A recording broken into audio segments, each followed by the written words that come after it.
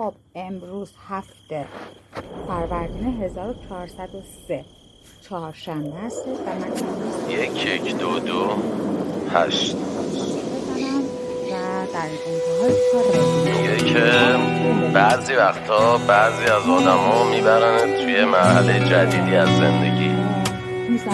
خب این خیلی هم خوب، اما اگه تو اون مرحله تنها ولت کنن این بده، این واقعا بده.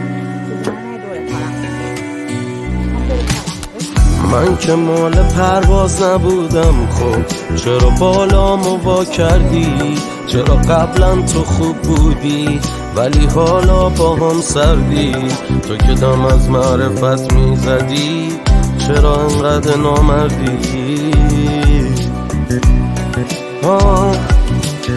من که مال پرواز نبودم، خب چرا بالامو وا کردی؟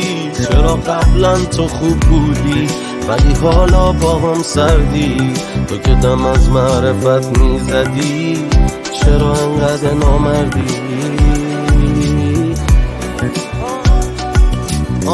دوباره خستم، مردم شهر خسته است. اون که تو میخوای بشی و من خودشم. دوباره رفتم پی الکل و سیگار. اوف که مردم شهر خسته است. اون که تو میخوای بشی و من خودشم. دوباره رفتم پی الکل و سیگار. اوف کی میخواد منو جمع کنه شب.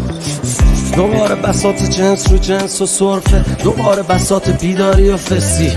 تو مورفین خب رقیب زیاده ولی نمیرسه به پام گل و سیگاری و کسی.